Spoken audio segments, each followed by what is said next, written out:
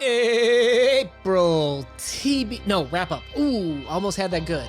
Not so good. Happy birthday, Crypto! Woo woo! Crypto's birthday month. Crypto's birthday month. And we are celebrating with my birthday present to Crypto right now, technically. Yeah, I am. Cheers to me. So put your guesses and comments down below of how old you think I am. That could be dangerous. All right. So or what I are we could doing? be really flattered. So in terms of April, we've got kind of an interesting story for you. By interesting, I mean, like, have you ever seen like those, like, have you ever baked like bread at home and you know you have to like make that big ball? And There's a video of it on the channel. Yeah, well, and then do you remember taking like the rolling pin and you just kind of squish it out? That's what's happening with our TBR and wrap up for this month is we're just kind of squishing stuff and it's moving into the next month. It's okay. We're making book bread here, people. We're not behind. We're not late. We're just rolling out the schedule is what we're doing. Well, I mean, we cut a few little pieces on the corner that touched, outside of the rolling pin stuff. I don't know. We got to throw some scraps to the dog, right? I mean. So what you're going to see is we threw in a few early things this month, and then some things that we were promising last month are going to roll into next month. So let's talk about what we did do, because what we did is totally not what we told you we were going to do. Things got shifted around. Liars. We're not liars. We are reschedulers, I guess, in a sense. Oh, I like that. I'm going to try that one next time. I didn't lie. I rescheduled. So we did 4 Ukrainian short poems. And this was really for us. This was resulting from stress, resulting from what was happening in life. And Crypto and I tend to read into events. So we thought it was necessary for us as human beings, not necessarily for the channel, but as human beings to read more into Ukrainian literature. And we chose a short Words for War poetry collection and chose 4 stories that are publicly available online and read them and discussed them. And I think we had a pretty good time. For anyone that's picked out the Words for War, I've read the whole book now. I think it's fantastic, but we grabbed a couple of those selections. And I don't know, what were your thoughts on those?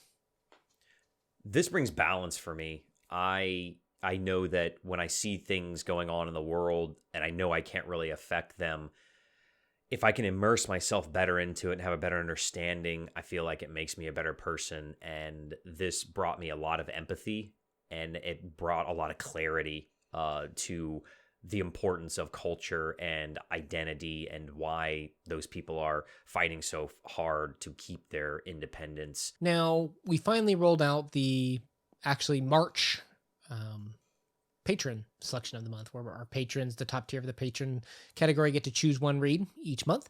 This month was Brandon from Brandon's bookshelf. Well, last month was Brandon from Brandon's bookshelf. So we did the How to Be a Lighter or Have You Earned This Cliche by Lori Moore, who is very famous. Have you ever read anything by her before? Nope, that was the first time ever reading. Yeah. Her. Okay. It was interesting because I totally got tricked on it being written in second person. I thought it was an essay. Yeah, you thought it was like a TED Talk. Yeah. Right? I did. I had no idea what was going on. I had to reread that one. That was hilarious when you messaged me that. Yeah. That was good. That was good. I've only read one other short story by her too. I can't remember what it's called. It was like, Are You Ugly Too? Or You're Ugly Too? Something along those lines. But I don't think that one was in second person narration. So it kind of caught me off guard. And even the title, How to Be a Writer, right? Like that sounds like an essay, particularly after we just did the Amy Tan mother tongue essay. Live and learn, right? You're not ready to be a writer. No. Now, we're barely readers. Now, with that said, another fun thing that we did this month, I think you were kind of caught off guard by this one, was I feel like you opened up something when you read the We Are Cool poem by Gwendolyn Brooks, because you shared with me when we had our talk that you felt it was flat at first. And then you saw it being performed by that YouTube skit that I sent you as well. Tell me more about that opening up experience. Yeah, when you add music to something, and you know me, you're the music guy, and I guess it just how you can take different flavors of like two things you don't like and you put them together and it becomes magic. That's this. Oh, It okay. took Okay. poetry that I really, struggle with. Not that I won't say that I don't like it anymore. I still struggle with it, but I'm getting better and I'm enjoying it. I'm having a hell of a good time with it. Good. And then I appreciate music. I have no musical ability whatsoever, but I'm one to listen to a podcast or a book over a movie, or listen to a music. I'm one to listen to a podcast or a book over music any day. Drives my wife nuts. But when you put Hmm. these two together, it was like peanut butter and jelly. It was Mm. amazing. And watching We Are Cool, watching We Real Cool on YouTube with the animations and everything unlocked something for me. Good. And I feel Yeah. like I was there. I was cool and I understood what she was going for in that poem. And that I think is a way for me to understand it better. And I don't, like we've talked about many times before on this channel, I don't think that you have to read a certain way or you have to do this or have to believe this or you should get it this way, especially poetry. It's so open to interpretation and I really love that about it, and especially this one that has that musical vibe feel to it. And I felt my foot tapping, as I was watching the YouTube version of it. Now, last but not least, we return other to your girl. Been a while, right? We missed out on Yeah. Flannery O January, hosted by Noah over at Everyone Who Reads It Must Converse, Christy Lewis at Dostoevsky in Space, and a musical bookworm, right? It's been a very long time. So we did the Brothers Karamazov with the ladies. Noah, we've done just about every other short story with him. But Yeah. we Wow. missed out on Flannery O January. We did Revelation. Right. Tell me more about your experience with her, because you said that was a different one for you. This one hit way different. It is, I dare I say, a positive story by Flannery. And that most of her stories have a very dour feeling to them. And this one was a bit Ooh. uplifting. Ooh, excellent usage of the word dour, by the way. Thank you. Love the story. Love the story. It's one that you've got to crack open. In I got her complete short stories, and it is a a diamond in a diamond field, a blue diamond. I don't know what's a special color diamond in a sea of diamonds. Okay.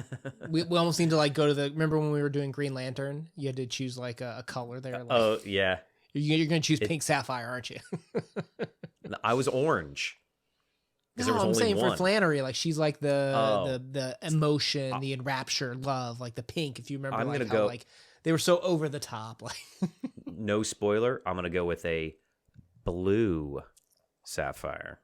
Oh, okay. Oh, see Okay. what I did there? No, I did. you do, but I they did. don't, unless you've read it. I would say, I think we had that discussion. I'll tell you what, in the discussion for the revelation at the very end, that's where I released my feelings on that. I have a very different feeling from you on that being the hopeful selection of Flannery. Go watch the video for my take on that one. But we do need to talk about, and I don't know how long we need to talk about it, because we've talked a lot about it on this channel, and that's The Idiot by Fyodor Dostoevsky. We finally got out our discussion on that. We're very late, like everything else. Just it's a rolling pin. We're rolling out that book dough. We finally got out the Dostoevsky talks. That one needed a few extra minutes in the oven to crisp up. I had a great time with that. The journey was wonderful. We did the wonderful live streams with Leslie from Nerdy Narrative. She hosted that for us, and we had guests all around on there. Had a great time with it. I think that you nailed the before you read video again with the graphics and the intro, and I think we tightened up. If you're intimidated by those, Russian novels of You Shouldn't Be, of how we can, help you through that and take the baby steps to digesting some of the greatest literature ever written in human history. Now, in terms of just like what we're currently working on, because we've been working on it for a while, War and Peace. If you go back to our last wrap up, we were a little poopy on it because we had only read part 1 of War and Peace. Night and day difference, fair to say? Oh yeah, I'm on page 390. I put like a chunk down last night. We like the action. What can I say? You know, I like action movies and I like action in the books. And the first part, it gets you in the book, but it ramps up into the second part and moves on. And I'm in a good bromance area, and that the story's chugging right through. And we had some very famous battles take place, which were real, and we have real historical figures in there. And Tolstoy, I love the way he writes them. I feel like he understands their voice in history. I'm having a good time with it finally. Still struggling with all the French, but Can I challenge I'm something definitely you said? up. Can I challenge something you said? We're there for the action.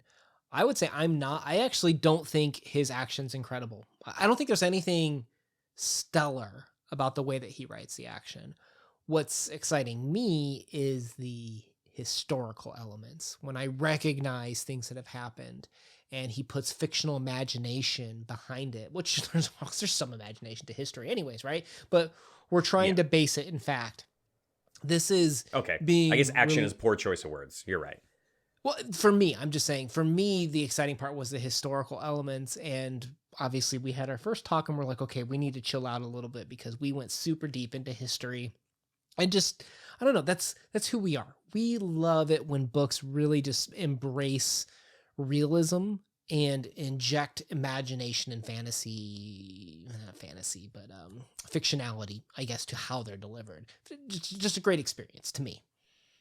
Everybody has their thing, right? Some people like horror books, some people like fantasy, some people like smut, whatever is your thing. We like literature, and then when we get like our sub niche genre within our literature, it's just like, you know, a donut hamburger. Mwah. So be looking Yeah. forward to those Mwah. talks. I don't know what the War and Peace solution will be. It's gonna be long though. Is It's it going to be gonna War or be- Peace? It's gonna be grab your birthday present, drink, and some popcorn, and let's sit down for a movie because we have a lot of fun with that one. We do. Yes. So if you're looking to have some fun, make sure you hit that subscribe button to join us on this journey.